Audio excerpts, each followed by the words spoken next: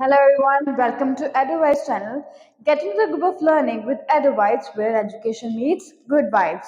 Welcome back to the YouTube channel. So today we'll discuss the rest of the modules, that is writing and reading. So, let, so let's just start learning the writing module. There are two questions type.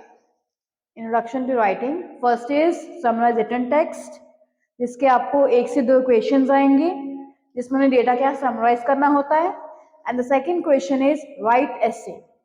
Right essay में भी same एक से दो questions आएंगे. It is possible अगर आपके score ज़्यादा लेना चाहते हो या आपका टेस्ट बहुत अच्छा है तो एक से दो क्वेश्चन आ गए आपके राइट एसे में तो आपके लिए बहुत अच्छी बात है क्योंकि आपका राइटिंग में स्कोर ओवरऑल बढ़ जाएगा इसकी वजह से, राइट एसे की वजह से.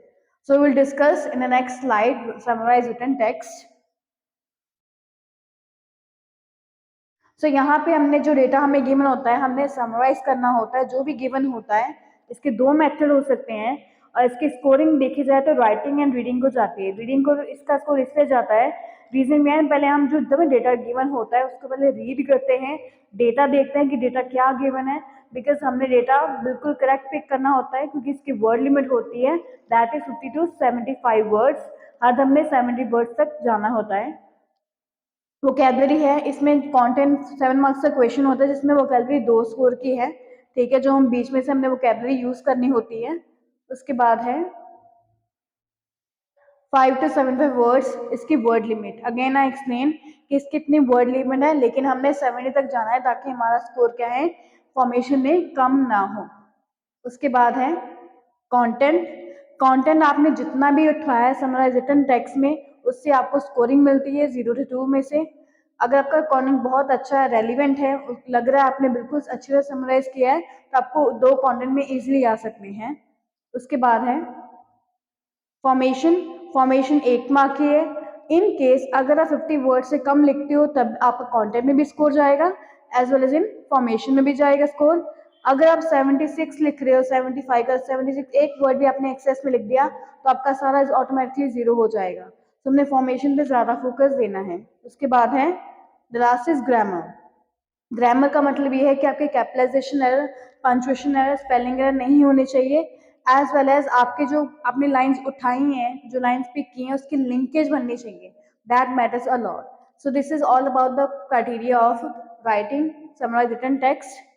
और इसके बाद हम प्रैक्टिस करते हैं और इसके बाद है 10 मिनट्स के क्वेश्चन होते हैं. ठीक है, आराम से बच्चा 5 to 6 मिनट में कर सकता है. So it is easiest question. उसके बाद है यहाँ पे गिवन है हमें समराइज रिटन टेक्स्ट का. ठीक है, डेटा गिवन है. अब हमने डेटा कैसे पिक करना है, remember this thing in mind कि इंपॉर्टेंट लाइन जिस लाइन की एग्जैजुरेशन की ना की हो, ठीक है, वो ना हमने पिक करनी है. जैसे सपोज यहाँ पे हेडिंग दिया है that is tourist economy region healthy and growing with construction, transportation, warehousing, retail and manufacturing all contributing to its growth. अब यहाँ पे इन्होंने ग्रोथ के मेंशन कर दिया. उसके बाद लिखा है according to the conference board of Canada we need to avoid this method. हमने क्या है, कोई भी जब हमें कोई एग्जाम्पल दी है किसी के थ्रू या फिर हमें कोई रिपोर्ट मेंशन की है तो हमें रिपोर्ट मेंशन डेटा में नहीं लिखनी. जब हमने समराइज करना है try to pick the main lines. जो मेन लाइंस होती हैं बेसिकली जो इंडिपेंडेंट सेंटेंसेस होते हैं वो हमने पिक करने होते हैं जो डिपेंडेंट ना हो. उसके बाद है again optimism is a main topic. Optimism की लाइन हम पिक करेंगे. देन आफ्टर दैट इसकी लिंकेज बना के जो लिंकेज बन रही लाइंस हमने वो पिक करनी है. इसके बाद आप सोल्यूशन भी देख सकते हो. नेक्स्ट है जब अब यहाँ पे मैंने सोल्यूशन डाला हुआ है दैट फर्स्ट लाइन मैंने पिक की थी, पहले मैंने टॉपिक इंट्रोड्यूस किया that is Toronto economy remains healthy and growing with construction, transportation, warehousing, retail, wholesale, manufacturing all contribution growth, semicolon. Optimism मैंने सेकेंड लाइन पिक कर ली. देन आफ्टर दैट उसके बाद लिंकेज बना के इसकी थर्ड लाइन पिक कर ली. तो मैंने क्या किया, तेरे को कंसाइज कर दिया. इसमें एक और बात है, आपने समय रिटन टेक्स्ट में ये चीज़ होती है कि आपने एक ही सेंटेंस में पूरी समरी कंप्लीट करनी होती है. सो यहाँ पे आपने कॉमा एंड सेमीकोलन दोनों का यूसेज करना होता है. ठीक है, जब सेंटेंस पूरा कंप्लीट हो जाए, फुल स्टॉप लगे, तब वहाँ पे सेमीकोलन यूज होगा. जहाँ पे आपको बट एंड गेट लग रहा है वहाँ पे हमने कॉमा यूज करना है ताकि हम जो सेंटेंसेस से कॉम्प्लेक्स में प्रेजेंट कर सके और जो समराइज रिटन टेक्स्ट है उसे एक ही सेंटेंस में कंप्लीट कर सकें. So this is summarize written text. एक और तरीका इसको सॉल्व करने का या तो आप बीच में से लाइन पिक कर लो, एक ये आइडिया है कि मेन लाइंस पिक करके आप समरी बना लो, या फिर इट्स अप टू यू कि आपने दूसरी समरी बनानी है अपनी तरफ से तो आप वो भी बना सकते हो। मेरे अकॉर्डिंग ये बेस्ट मेथड है, बिकॉज हमारे पास इतना टाइम नहीं होता उस चीज़ को करने के लिए, टाइम कंज्यूमिंग हो जाता है, फिर कहीं ना कहीं हमारी ग्रामर में लिंकेज नहीं बनती, वोकैबुलरी में कहीं ना कहीं स्कोर जाता है। सो ट्राई टू वॉइस कैसे अबाउट द राइट ऐसे, दैट इज क्वाइट ईजी। जैसे हम आल्स में ऐसे करते हैं वैसे हमने यहाँ पे ऐसे करना होता है, बट क्राइटेरिया डिफरेंट होता है। वहाँ पे आल्स में हमारे पास होते हैं 40 मिनट्स, यहाँ पे होते हैं हमारे पास 20 मिनट्स ऐसे को करने के लिए, लेकिन इसकी वर्ड लिमिट हमें सेट की हुई है, ठीक है। एंड इसमें सेम वही चीजें होंगी, introduction, body paragraph 1, body paragraph 2 and conclusion. And इसकी वर्ड लिमिट है दैट इज 200 to 300 वर्ड्स। अगर आप 200 वर्ड से कम लिखते हो तो आपके कंटेंट में स्कोर जाएगा, फॉर्मेशन में भी जाएगा। 300 से अबव लिखते हो तो आपका ऑटोमेटिकली सारा जीरो हो जाएगा। तो विद इन लिमिट में रहना है ताकि हमारा स्कोर जीरो ना आए। एंड रिकमेंडेड है कि आप 225 to 235 वर्ड्स लिखो। रीजन बिहाइंड इसके स्पेलिंग में इसको स्कोर काउंट होते हैं, तो वहां पे आपका स्कोर नहीं जाएगा, तो आपको प्रूफ रीडिंग का टाइम भी मिल जाएगा कि आपने जो पॉइंट लिखा है वो सही लिखा है या नहीं लिखा। तो इसमें kite of point simple way में हमने ऐसे लिखना होता है। उसके बाद है 15 मार्क्स। एक क्वेश्चन आपका 15 मार्क्स का है, ठीक है। 2 मार्क्स इसको कंटेंट, फॉर्मेशन, ग्रामर, लेक्सिकल, सभी चीजें इसमें काउंट होती है, वोकैबुलरी, स्पेलिंग, ठीक है। तो this is about the criteria of write essay. Let's listen the points from your guest sir about writing. Hello students, so my name is Yogesh Thakkar. Today I am going to describe about writing. So here we have the topic juveniles receiving adult punishment. So what do you mean by juveniles? Kindly comment in the comment box.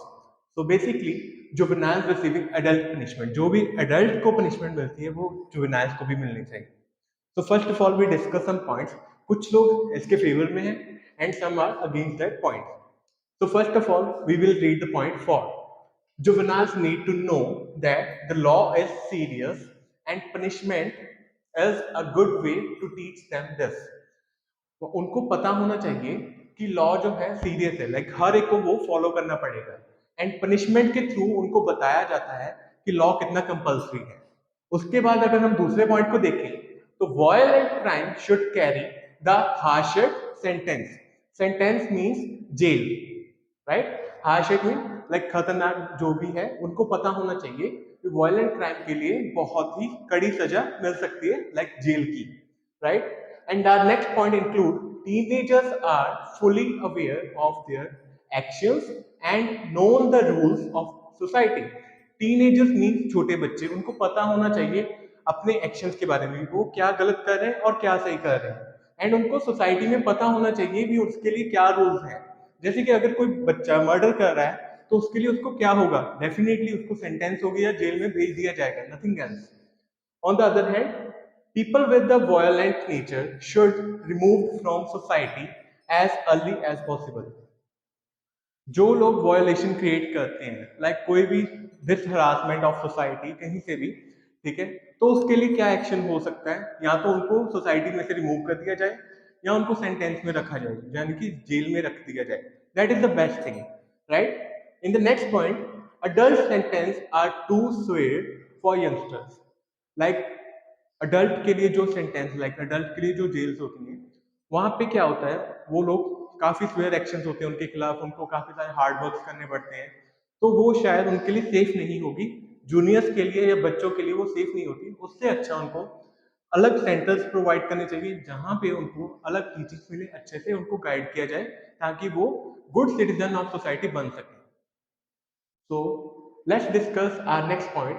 Again, the society who is against its point that the children should not send to the sentence or the severe punishments. Juveniles are not fully responsible for their actions. It's a correct point that juvenile की हमेशा गलती नहीं होती, कि वो कैसे environment में रह रहा है, उसको क्या सिखाया जा रहा है, ये सब डिपेंड करता है उसके एक्शंस के लिए। अगर वो बहुत ज्यादा वायोलेशन क्रिएट कर रहा है, डेफिनेटली उसके घर में या उसके इन्वायरमेंट में ऐसे कुछ इश्यूज हैं जो कि उसको प्रॉब्लमेटिक लग रहे हैं, जिसकी वजह से वो ऐसे एक्शंस ले रहा है, लाइक कोई भी ड्रग्स वगैरह ले रहा है या चोरी वगैरह कर रहा है, स्नैचिंग, स्टीलिंग और स्टोलिंग something, right. So these all are the problems. Teenagers need re-education and re-socialization, not punishment. तो what do you mean by re education? उनको दोबारा गाइड करना चाहिए, अलग से एक सेपरेट उसको लेके जाके अलग से एक सेपरेट सेंटर में उसको री एजुकेट करना चाहिए that what is good and what is bad, right, that what is detrimental for him और हर, कि वहां पे उसको किस गलती के लिए पनिश किया जाएगा। अगर बच्चे को एक बातों के लिए गाइड किया जाए तो डेफिनेटली वो एक अच्छा सिटीजन बन के मार्केट में आएगा या सोसाइटी में आएगा, एंड उसको अच्छी सोसाइटी में बिठाना चाहिए, लाइक गुड सोशलाइजेशन अच्छे बच्चों के बीच में, ताकि वो उसको गुड हैबिट्स के बारे में पता चले कि हाँ जी गुड हैबिट्स क्या होती हैं। Our next point is a crime is a crime regardless of age. गलती तो गलती होती है, उसमें एज मैटर नहीं करती। That is another correct point कि हाँ जी अगर बच्चे ने गलती की है उसकी पनिशमेंट अगर उसको आज नहीं दी गई तो नेक्स्ट टाइम और बड़ी गलती कर सकता है, तो उससे बचने के लिए उसको उस टाइम ही गाइड करना एंड पनिश करना कंपल्सरी है। And our next point is bad behavior is easier to change when a person is young. Yes, एक छोटे बच्चे को समझाना बहुत आसान काम होता है, ठीक है, उसको जब आप इजीली गाइड करते हो, आप गाइड करते रहोगे तो वो सीख जाएगा, बट वो गलतियां करते करते अगर बड़ा हो गया तो एक बड़ा क्रिमिनल बन सकता है एंड वो लोगों को परेशान करेगा एंड सोसाइटी में उसका एक डर फैल जाएगा, ठीक है। On the other hand, the last point is youngster might be negatively influenced by time in adult prison. जो यंगस्टर्स हैं शायद वो बुरे लोगों के साथ रह के बुरे हो जाएं, इसलिए अच्छा है कि उनके लिए एक अलग से स्पेशल सेंटर्स बनाए जाएं, वहां पे उनको अच्छी सोसाइटी में रखा जाए, अच्छे टीचर्स के साथ, अच्छे मेंटर्स के साथ, ताकि वो एक better citizen of the society बन सकें एंड सोसाइटी का भला कर सकें। So that's it from my side. Thank you again, sir, for teaching writing module. So do like, share, subscribe our YouTube channel by EduVibes, and this video is sponsored by Scholar Institute. Thank you.